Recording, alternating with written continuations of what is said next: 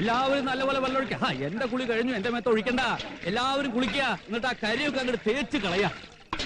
അപ്പോ പറഞ്ഞതൊക്കെ എല്ലാവരും കേട്ടല്ലോ. എല്ലാവരും കുളി നിർത്തി ശ്രദ്ധിക്കുക. ഒരു 6-7 മാസത്തിനുള്ളിൽ ഈ നാട്ടിൽ നിന്ന് കളവ് പോയ പല സാധനങ്ങളും ഈ ഒറ്റ ഓപ്പറേഷൻ കൊണ്ട് നമ്മൾ പൊക്കി.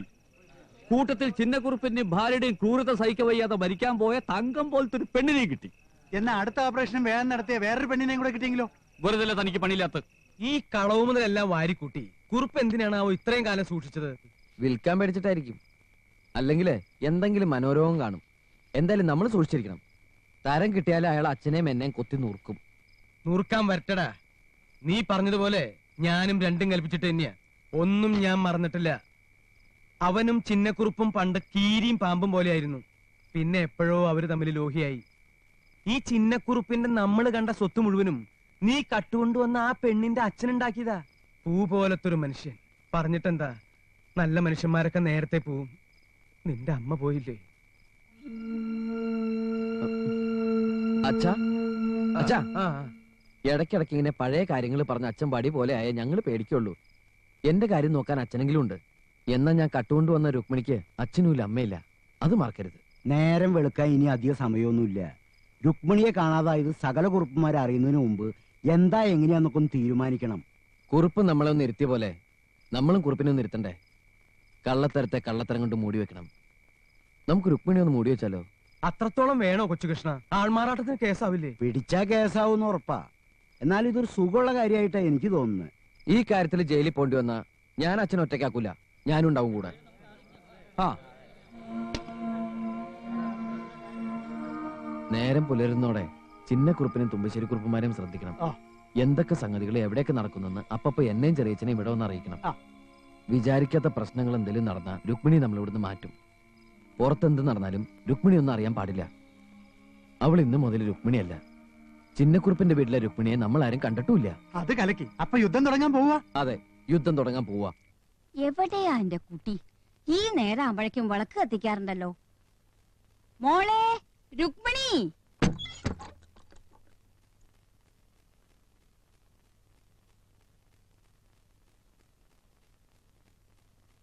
എന്താ അവിടെ? വെളിച്ചാവുമ്പഴേ തള്ളെന്താ കക്കാൻ ഇറങ്ങണേ? രുക്മിണി എന്തേ? ജലപാനം പോലും ഇല്ലാതെ വാശി പിടിച്ച് കഴിയാൻ തുടങ്ങിയിട്ട് ദിവസം കുറെ ആയില്ലേ? പുന്നാര മോക്ക് വിശപ്പിന് എന്തെങ്കിലും കട്ടോണ്ട് കൊടുക്കാനുള്ള പുറപ്പാടാവും. 1 മണി മറ്റേ അടുക്കളയിലില്ല. മുഴുവനും വടിച്ചെടുത്ത് രാത്രി പട്ടിക്ക് കൊടുത്തു. അപ്പൊ 6-7 ദിവസമായോ മോള് ഭക്ഷണം കഴിച്ചിട്ട്? അയ്യോ, ഈ കുട്ടിക്ക് പനിക്കുന്നുണ്ട്. പേടിച്ചിട്ടായിരിക്കും. പേടിച്ചാ പിന്നെ ഏത് പെണ്ണിനും പനി വരും. പിന്നെ പെണ്ണുങ്ങളുടെ പനി ഏട്ടം കുറെ കണ്ടല്ലേ? മാലതി, ചൂടുവെള്ളത്തിൽ യൂക്കാലിട്ടൊരു കുളി കുളിച്ചാ സകല ക്ഷീണവും പോവും. അതെ. കുളി കഴിഞ്ഞ് രാധയുടെ ഈ ഉടുപ്പൊക്കെ ഇട്ട് മുത്തശ്ശിയെ മനസ്സിൽ അങ്ങോട്ട് ധ്യാനിച്ചിട്ട് മോള് മതിയാവണ വരെ ഉറങ്ങാ. എഴുന്നേക്കുമ്പോ നോക്കിക്കോ, മോള് വേറൊരു രുക്മിണി ആയിരിക്കും. അങ്ങനെ എഴുന്നേൽക്കുകയാണെങ്കിൽ എന്തായാലും ഇനി ആ പേര് വേണ്ട അല്ലേ അച്ഛാ? നേരം വെളുത്താ ഇവിടെ നാട് വിട്ടുന്ന് ചിന്നക്കുറുപ്പ് പറയും. പോലീസിൽ പരാതി കൊടുക്കും. ഇവിടെ വന്ന പോലീസ് പിടിച്ചോണ്ടോവാതെ നോക്കണമെങ്കിൽ പേരും വയസ്സൊക്കെ ഒന്ന് മാറ്റണം. മൊത്തം പെരുമാറ്റമൊക്കെ ഒന്ന് മാറ്റി നല്ല ധൈര്യമുള്ള തന്റേടുള്ള പെണ്ണായിട്ട് മാറണം. തുമ്പശ്ശേരി കുറുപ്പിനോടും ചിന്നക്കുറുപ്പിനോടാണ് കളിക്കേണ്ടത്. അത് മറക്കണ്ട. ഈ കുട്ടീനെ ഇവിടെ ഒളിപ്പിച്ചു വെക്കാൻ പോവാ? ഒളിപ്പിച്ചു വെക്കാൻ ഇതെന്താ തത്തയാണോ ചെറിയമ്മേ? കുതിരയല്ലേ, തനി കുതിര. അപ്പോ നമുക്ക് പേരിടണ്ടേ? വേഗട്ട അധികാരിയോടും ബാക്കിയുള്ളവരോടൊക്കെ പറയാം. എന്നാ പിന്നെ നമുക്ക് തങ്കമണിന്നിടാം. അങ്ങനെ ഇപ്പൊ ആരും മണിയട്ടണ്ട. വേണ്ടെങ്കി വേണ്ട. എന്നാ ശകുന്തളാന്നിടാം. നിന്റെ അമ്മ രാധക്കിടാൻ വെച്ചിരുന്ന പേരാ. കുന്തളവും കിന്തളവും ഒന്നും വേണ്ട. ഇടിവെട്ട് പോലത്തെ ഒരു പേരാ ഇപ്പൊ വേണ്ടത് അല്ല അച്ഛാ? എന്നാ തുമ്പശ്ശേരി കുറുപ്പെന്ന് വിളിക്കാം. അത് ഏതാണ്ട് ഒരു ഇടി മാതിരി തോന്നും. എനിക്കിഷ്ടമുള്ള ഒരു പോലീസുകാരിണ്ട്, പങ്കജലക്ഷ്മി. ഓ, നാടൻ പേരാ. നാടനാണെങ്കിലും വിളിക്കുമ്പോ താമരയാണെന്ന് തോന്നും. അതൊരെണ്ണിട്ടാലോ? വേണ്ട, ആ താമര ഇവിടെ വിരിയണ്ട. ഏട്ടന്റെ മനസ്സിൽ നല്ല പേരുണ്ടാവും. നമ്മളോട് പറയാഞ്ഞിട്ടാ. അതെ. എന്താ അത്? ദിനകരൻ. അത് വേണമെങ്കിൽ ഞാൻ കൊടുക്കാം. എനിക്കിപ്പോ പേരില്ലെങ്കിലും കുഴപ്പമില്ല, ഞാനങ്ങ് ജീവിച്ചോളും. ഞാനൊരു പേര് പറയാം. ആർക്കെങ്കിലും ഒന്ന് ഇട്ട് കാണാൻ കൊതിയുള്ള പേരാ. കൊതിപ്പിക്കാണ്ട് പേര് പറച്ചാ. ചിന്നമ്മണി. എന്താ അതിട്ടൂടെ? നല്ല പേരാ, എനിക്കത് മതി. പേര് ചിന്നമ്മണി എന്നാണെങ്കിലും ഞാൻ മോളേന്നെ വിളിക്കൂ. വിളി കേട്ടോണം. ഈശ്വര, ഇനി എവിടെയാ തരേണ്ടത്? അവിടെയൊന്നും ഇല്ല. അവൾ എപ്പോഴും ഒളിച്ചിരിക്കാറുള്ള മുറിയിലുമില്ല. ഇനി കിണറ്റിലേ നോക്കാനുള്ളൂ. അതിലേക്ക് നോക്കാൻ എനിക്ക് പേടിയാ.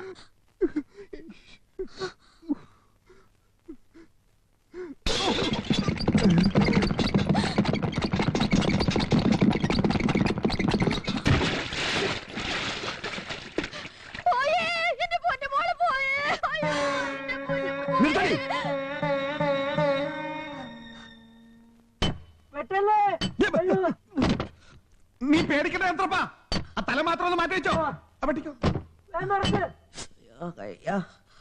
ചന്ദ്രപ്പാ നീ പേടിക്കണ്ട, ഞാൻ പുറത്തുണ്ട്. അരി വെട്ടിയാ സൂക്ഷിച്ചു വെട്ട്. വെട്ടിയാ കൊള്ളില്ല. അവനെ തലക്കിട്ട് അങ്ങനെ കൊണ്ട് തല താഴ്ത്തി പിടിക്കാൻ പറഞ്ഞിട്ടുണ്ട്. ഉണ്ടല്ലേ? എന്നാ പിടി. പൂട്ട് പൊളിഞ്ഞു, പൂട്ട് പൊളിഞ്ഞു, പൂട്ട് പൊളിഞ്ഞു. ചന്ദ്രപ്പാ, ആ തലയുണ്ട്.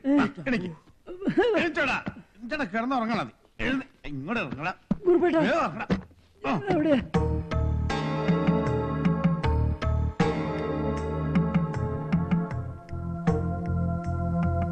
ചന്ദ്രപ്പൻ എന്തിനാ പെട്ടിയിൽ കയറിയത്? കയറിയതല്ല, ഇതാരോ അവനെ പാഴ്സലാക്കിയതാ.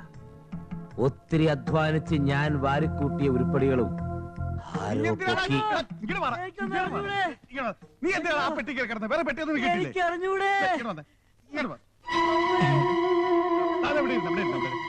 നിനക്കും ആ പെട്ടിക്ക് നമ്മുടെ പ്രശ്നം. എടാ, കൊണ്ടുപോയി കുളത്തിലിട്ട് എണ്ണ തേച്ചൊന്ന് ചവിട്ടി ഉഴി. ഇന്നത്തെ കാര്യം പിന്നെ.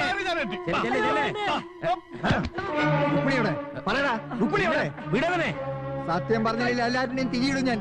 ഇതെന്റെ രുക്മിണിയുടെ ധാവണിയാ. ഇതെങ്ങനെ ഇവിടെ എത്തി? ഇവൻ എന്റെ കുട്ടി എന്താ ചെയ്തേ?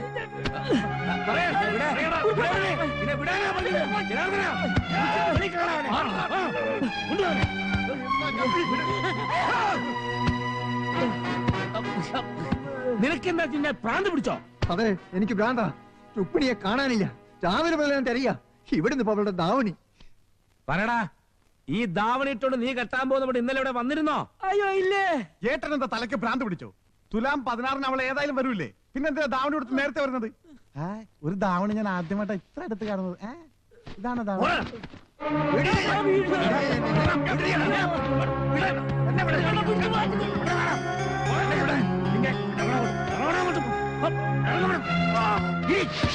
തുമ്പശ്ശേരി, സ്നേഹം നടിച്ചതും പെണ്ണന്വേഷിച്ചതും ഇത് വാടകയ്ക്കെടുത്തും ഒക്കെ പഴയ കണക്ക് തീർക്കാനായിരുന്നു. തീർക്കടാ.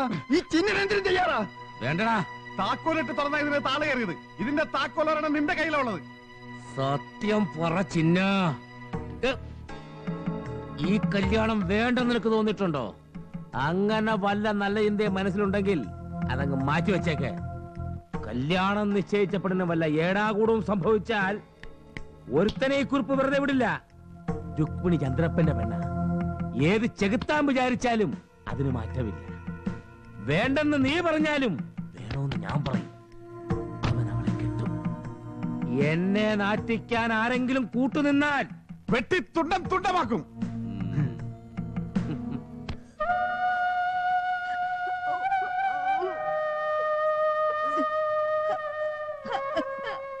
എവിടാ എവിടാ എവിടാ അവള് തൂങ്ങിയത്? എന്റെ അമ്മയുടെ നെഞ്ചത്ത്. ശവറക്കാൻ പോലീസ് വരും. ദേ, ഇവിടെ പോണോ? എന്റെ കുട്ടി കൈപിടിഞ്ഞു പോയൂ എന്റെ കൃഷ്ണ.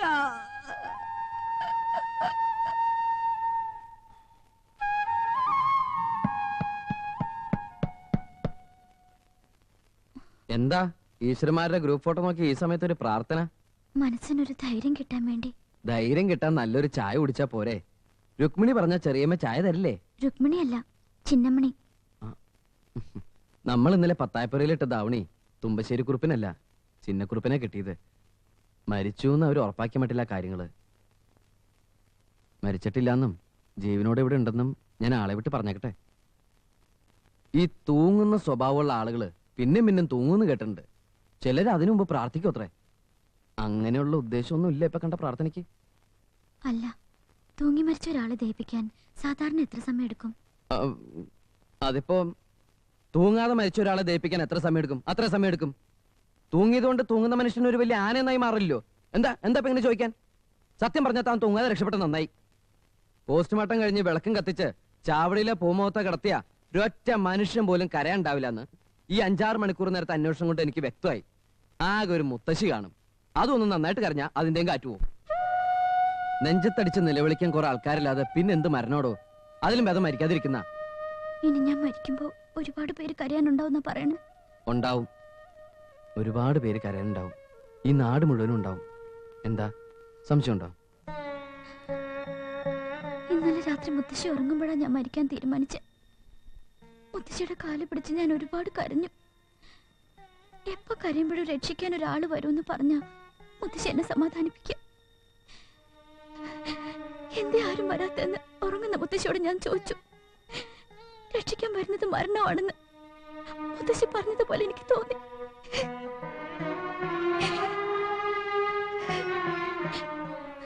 മുത്തശ്ശിയുടെ പ്രാർത്ഥന പോലെ ആരോ വന്ന് കയറുന്ന ഞാനും കരുതിയുള്ളൂ. പക്ഷെ ഇപ്പോ എന്നെ രക്ഷിക്കാനുള്ള ഈ ഒരുക്കങ്ങളൊക്കെ കാണുമ്പോ, എല്ലാവരും അനുഭവിക്കുന്ന ഈ വിഷമങ്ങളൊക്കെ കാണുമ്പോ എന്താ ഈ കാൽക്കല് വീഴാൻ കഴിയാത്തെന്ന് ഞാൻ മുത്തശ്ശിയോട് ചോദിക്കായിരുന്നു. മതി, ഇത്രയും മതി. ഇനി പറയണ്ട, ഒന്നും പറയണ്ട. Stop stop stop. ദാവണി പൊക്കി പിടിച്ച് ചിന്നക്കുറുപ്പ് സ്റ്റേഷനിൽ വന്നു. ചന്ദ്രപ്പൻ പെണ്ണിനെ തട്ടിക്കൊണ്ടുപോയെന്ന പരാതി. ചന്ദ്രപ്പനെ അങ്ങ് പൊക്കിയാലോ? പൊക്കിയിട്ട് താഴത്ത് വെക്കാൻ പറ്റിയില്ലെങ്കിൽ കാറ്റ് മാറി വീശും. കാറ്റ് മാറി വീശാൻ ഞാൻ നാട്ടുകാരെ കൊണ്ട് തടയിടും. ചെറിയ ധൈര്യമായിട്ട് പൊക്ക്.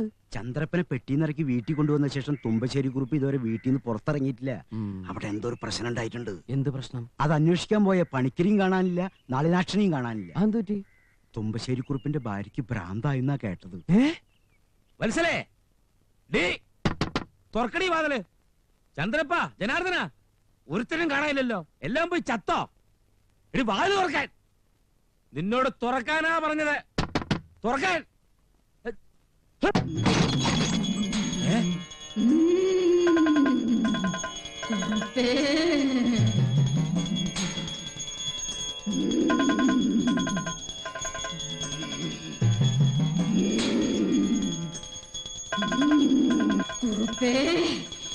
എന്തടാ കുറുപ്പേ, നിനക്ക് എന്താ അടി പറ്റിയത്? സകല നെട്ട് ഒറ്റ രാത്രിയോട് ലൂസായോ? എല്ലാം ഒന്നുകൂടി ടൈറ്റായി. അകത്ത് പൂജ നടക്കുക.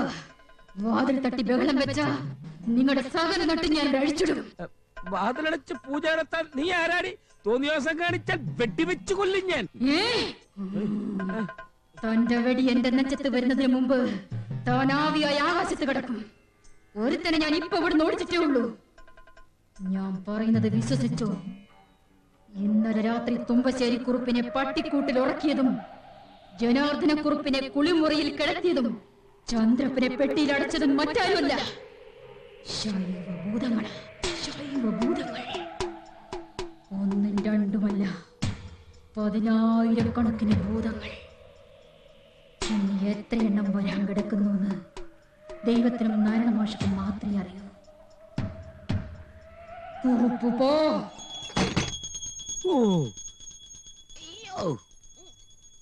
ദൈവമേ, അവള് ഫ്യൂസായി. അയ്യോ അയ്യോ.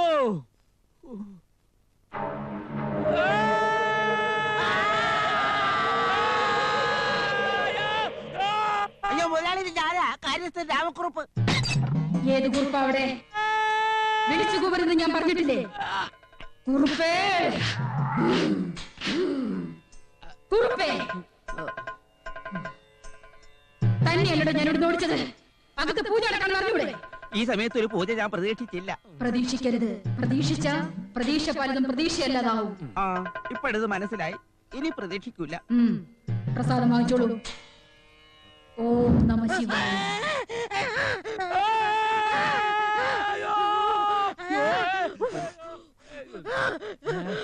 അയ്യോ മുതലാളി, ഇത് കണ്ടോ?